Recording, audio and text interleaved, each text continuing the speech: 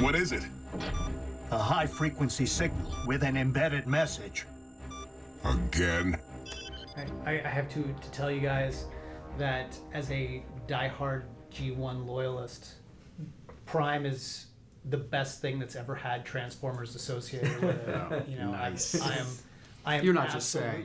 Oh shucks, come on. In no way. I was ready to be like, it's Transformers, but it's Transformers. Like, this is what I've been waiting for a really, really long time. Well, I mean, it comes from the fact that we're all fans. I mean, we grew up on it. Right. I mean, we're trying to infuse the things that we loved about G1 into sort of a really fresh, sort of modern sensibility, as well as taking the things that everyone sort of really responded to in the features. I mean, it really is sort of the perfect fusion of everything that you love about Transformers. Yeah, it's definitely the inmates running the asylum. I mean, it is. I mean, that's how he got me to work here. He called me from my old job. He's like, "Hey, I'm going to be working at Hasbro. Come have coffee with me." And he goes, "How would you like to work on Transformers?" And I was like, "Yeah, I'm in. Like, don't pay me. I didn't have to say anything else. In fact, I didn't even tell him what he was going to be doing. I just said Transformers. But it's a great time to be working in animation because we're sort of in this renaissance of all the things that we grew up loving, and they're all coming back. And some are very successful, some not so much. And I think that it's when you let your sort of inner fanboy, your inner 8-year-old boy who was sitting there on the couch watching Transformers back in the day go, well, what would you do? Here's your budget. Go to town. It's really exciting. Season 2, talk about the evolution. There's a pretty big evolution in the Decepticons, specifically a lot of story going on there. Talk about that and how that affects the Autobots and, just creating that Season 2 story. Again, one of the nice things about television is that the way you're set up production-wise, it's always open to evolve and change. So we're actually typically recording a script, or we're making a script final just days before it records, maybe 48 hours before it records, that script becomes final. And we'll be at that recording session and we'll hear how it's playing. And we may then change where we're going in the next episode or 3 episodes down the line. Usually not a major change, but a weight change. This character, this is really popping, this thing is really working. Right. The actor seems to be having fun with it. Let's play to that a little bit more. So again, unlike a movie maybe where, obviously they're making changes on the fly as well, but the script could live years before they actually get around to producing it. Ours is a pretty constant and ever alive situation. So you get almost instantaneous feedback at that level. From just being in the room listening to the records. Then you get feedback again when you're looking at boards. How do the directors interpret this? Did they get it? Is it working? And then, of course, we get it again when we hear back from fans. And it's never too late for us to go, they loved that or they hated that. Maybe next year we'll find some other way to mirror or never go back there. I think the key thing in Season 2 is Starscream going rogue. And that is, we decided, at a certain point, you can only take so much of Megatron sort of batting around Starscream. Well, okay, maybe that never gets old, but, we were feeling like, okay, we've done that. Let's look at Season 2 as a true, sort of second act. What can we do that's different? And, there's so much I love about the show and everything we've done with it. But the Starscream arcs, no secret, I think are amazing. How he culminated in Season 1 with the episode Partners and, how we sort of built to his decision to sort of leave and go rogue and serve no side. And then it's explored to the hilt in Season 2, and I think we wound up keeping him rogue a lot longer than anybody might have expected. And by the way, not only with dramatic result, but hilarious result. We've done some really funny things with him, but I think that's really cool with Stars. He's like, to us like Joe Pesci in Goodfellas or something. Like you're laughing at him 1 second, and then he turns on a dime, and you're very quickly reminded, how evil and insidious and how self-preservational he is. The sort of cruel things he'll do, just out of sheer cowardice. So we spent an awful lot of time trying to figure out exactly when to bring Starscream back into the Decepticon fold and what circumstances would make that particularly compelling, what would give him a great reason or motivation to go back to Megatron and what his new role would be if he got back to Megatron. And we were having so much fun, as Jeff was saying, finding all the different permutations of how Starscream is out on his own. And that's actually kind of a flip side of what we were doing in season 1 with Megatron being basically in a coma. We initially thought maybe we'll bring him back an episode or two after Darkness Rising, but we realized with this vacuum there, the Decepticons, there's a lot more we could play with Starscream trying to be in command of the team. We found a lot of juicy material in there, so why rush it? Right, which is the same thing we were talking about earlier. We didn't just play that game with our heroes, where we would throw in a wrench to upset the apple cart. We did the same thing with our Decepticons. We've played with hierarchical, introducing a new character into the mix, or a new level of authority that impacts other characters. Because to us, obviously, our heroes are our heroes, but with weak villains or with uninteresting villains, then the heroes seem much less heroic. Megatron, it has come time to settle old scores. Really, Starscream? All on your own? Actually, As much as the CG is amazing, and I think it is some of the best CG that's on television, I think one of the things we went in really wanting to do was to make sure we had a human story. I mean, you can have something that looks visually stunning, and if you don't care about the characters, it's no good. And by human story, it extends to even beyond just our human cast. It's a human story from the perspective of our bots. Yeah. It's about telling their story, getting to know and learn about our bots in a way that you can't really do in a 2.5-hour movie. I think that's why the series is so relatable, because we've tried to write to a level that is easy to connect. It's personal. They are Autobots, but they do have human qualities to them, dare we say, right? And we've done, I think, a really good job of balancing what the fans expect of the Transformers and being able to deliver that kind of emotional story. Talk about the challenges that you guys face with season 2 versus season 1. What new sort of challenges came up for you guys? One of the biggest, I think, is just creating new assets and the time that you get to create those things. With a season 1, even though it was limited, we still had a research and development time,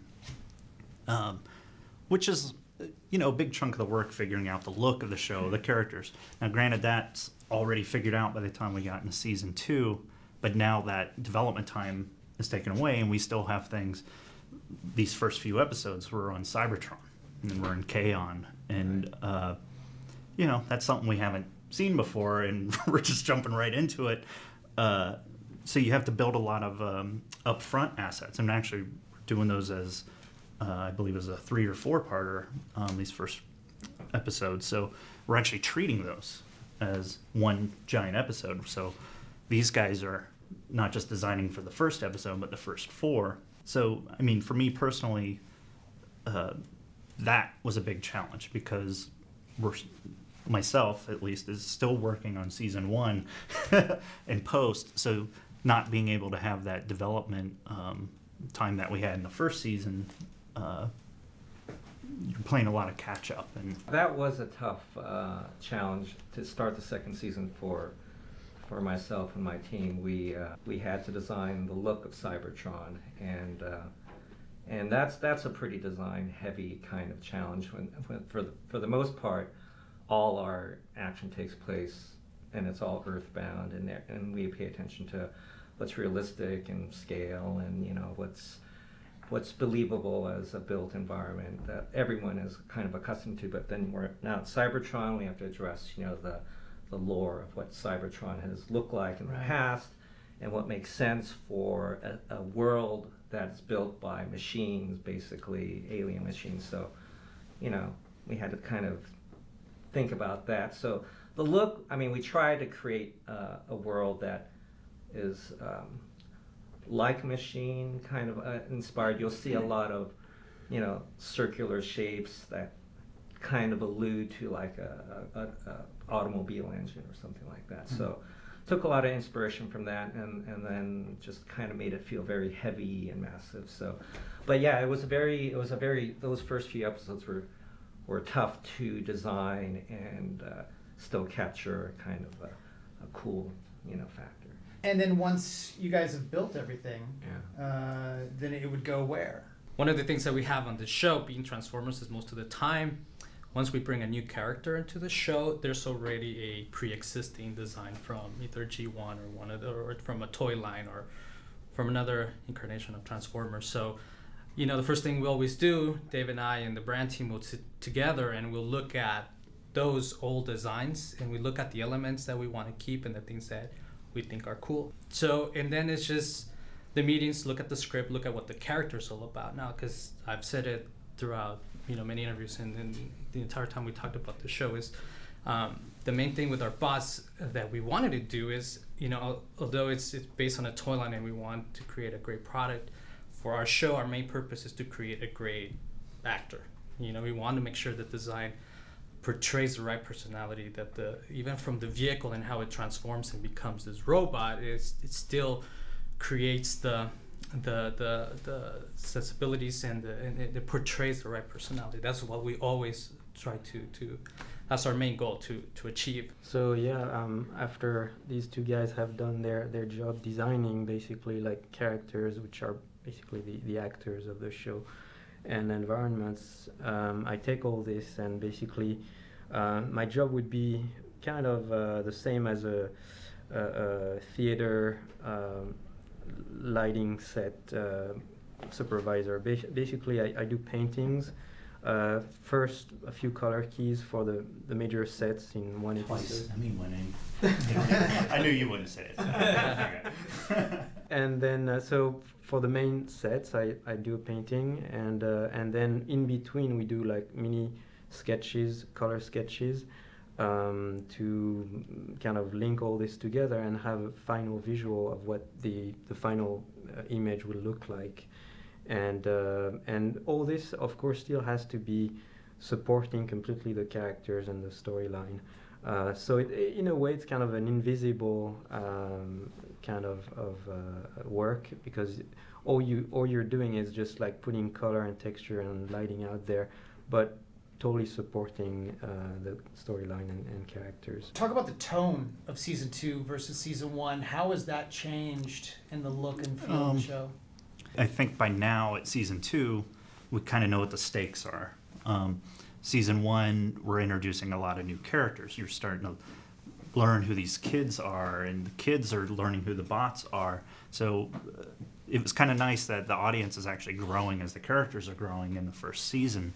With season 2, everybody knows who Megatron is, and but now there's new dynamics in play. There's Starscream, which side is he on? There's Arachnid now, so there's a lot of power struggles within the Decepticons, which is pretty cool. For me, it takes a slightly more serious tone in that, because there are these power plays. There's still a lot of fun in the series. But I just feel, again, tonal-wise, I don't want to say dark, but it's definitely a lot more serious, and there's a lot more at stake for everyone involved, especially when you get to the later episodes and we blow stuff up. And all Vince's hard work gets destroyed, and then all Vince knows is like, oh, season 3, I don't have an HQ to go to. What do I do now?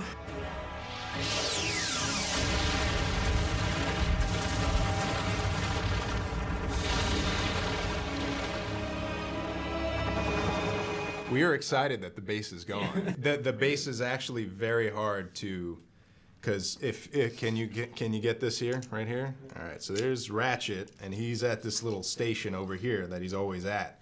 Well, no one else really fits in that little space, so Optimus, who's actually this big compared to Ratchet, will walk up, and you got to somehow fit all these guys back here behind this. He never gets in the base. Well, he does in my episode, that's actually, true, one episode. in 25. So you, that's all I remember. I don't know the names of any of our shows. So it doesn't really work, and it's kind of a nightmare. You each have very specific specialties and things that you bring to the table. How closely do you guys work together How important is communication and all this and the teamwork there? Oh, we work really close together, and in fact, I'd say more so on this show than any show I've worked on before. Even though these guys in particular all have their very specific agendas and their skills that they bring to it, we still have a pretty open environment in that we know Jose's characters need to work in Vince's backgrounds, and they need to be lit correctly to make the cinematic and dynamic look that we're going for. So we do all work very close hand to hand, and we're also all very opinionated about each other's work and making sure it works. And other processes we've all been involved in, it's really compartmentalized, you know, and you got these people and then backgrounds and characters, and they don't talk and interact, and then it's usually once you get into animation coming back where you're just scratching your head going, oh yeah, maybe we should have asked what the other guy was doing. So yes, on a show of this magnitude, we the four of us work really close, I think. Starting with the last 4 episodes of season 1, a pretty amazing arc, the Unicron arc, and then the cliffhanger. How much collaboration do you guys ever get together and sort of talk about what you're each going to do on your episodes and how that affects one another, and how does that go?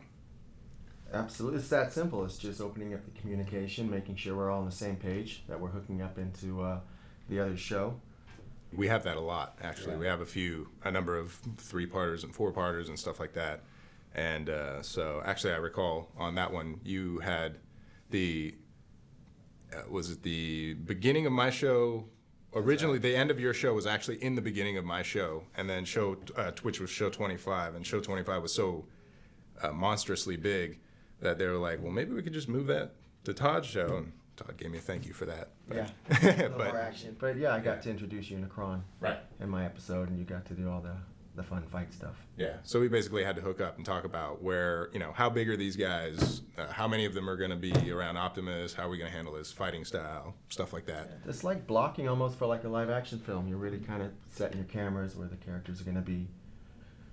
What do you bring to the episodes in terms of your strengths, your fortes? Do we have someone who's more of a character driven person over an action driven person? Do you each like to take on both roles? I think you have to take on both, but we definitely have our strengths. I know I'm the one guy that doesn't have the action background, so I come more from a traditional and film feature animation background, and these guys are definitely all action school, right? Yeah, pretty much. I'd say. Yeah, and well, a couple of us, we worked in primetime as well, so we got a little bit of the comedy on King of the Hill. Right, yeah, I've done comedy too. Yeah. So we get, but we all kind of have to do it all to make a good show. You can't really. End of the day, it's film language, so yeah, it all applies to storytelling. You kind of have to have the strengths in all areas because every episode is going to have a character moment and a big action beat. So, but I've picked up from everybody. Yeah. You watch the other guys' shows and you right. kind of see what works, what doesn't. Mm-hmm. You try to bring that to the table. That's definitely a thing. We all kind of learn from each other. Oh yeah. Yeah. There are times when exactly. There are times when I literally will just be like, no, it's this kind of shot can't work, whatever, and I'll just watch one of it and shows. I'm like, yeah, that just worked. Why did I give my board guy such a hard time? All right, well, let's just. It's been an education for the executive producers from us, especially Jeff Klein. We've had to really kind of tell him what we like and don't like, and he follows that. That's very fun. So we'll have a new director on season 4. Edit that out. So where do you guys see Transformers Prime going? Where do you see it taking us? Needless to say, we don't really want to spoil the future, but there's some phenomenal stuff cooking. I mean, I think it's safe to say that what we did with Prime, and the intention from day one was to kind of take the best of G1, the best of animated, the best of everything in there, and kind of say this is our that's why we call it Transformers Prime. This is our prime version of what Transformers is, and if you liked any aspect, if you liked the movies, if you liked this, there's a piece of it here for you. So in the first and second and third seasons of Transformers, the goal is to really tell the classic Transformers story to the best of our ability. And I think, in looking forward, it's exciting to take Transformers where it's never been before.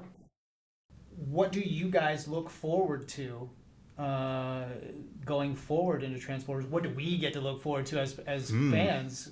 What are you guys looking forward to as the show progresses?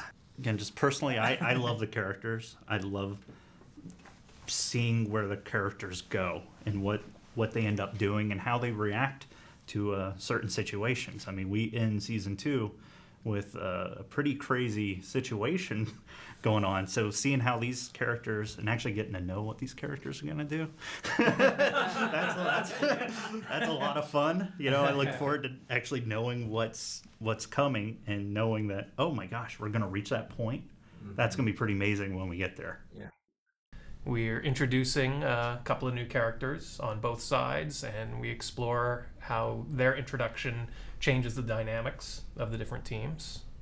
Absolutely, much as we did toward the end of season 2, with a character who, if this is on the season 2 DVD set, you probably already know. Yeah, Smokescreen, was we thought a great way to bring in sort of really sort of a jolt to the team.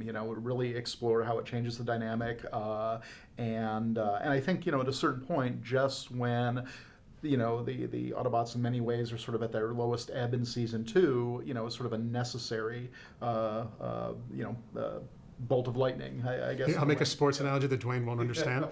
It's like bringing up a rookie third baseman who energizes your veteran staff. It's baseball.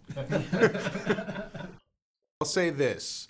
There are some things that were touched on in the Transformers movie back in the 80s there that we will be touching on, if that maybe is something. Yeah. No, absolutely. Right. Yeah. I think so. If everything was at a 10 in season 2, season 3 is going to get ratcheted right up to 11. 11. There you go. Expect the unexpected.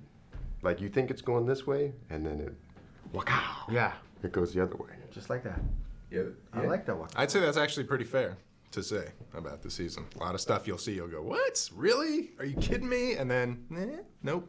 Something else. And then, Yeah, definitely. There you go.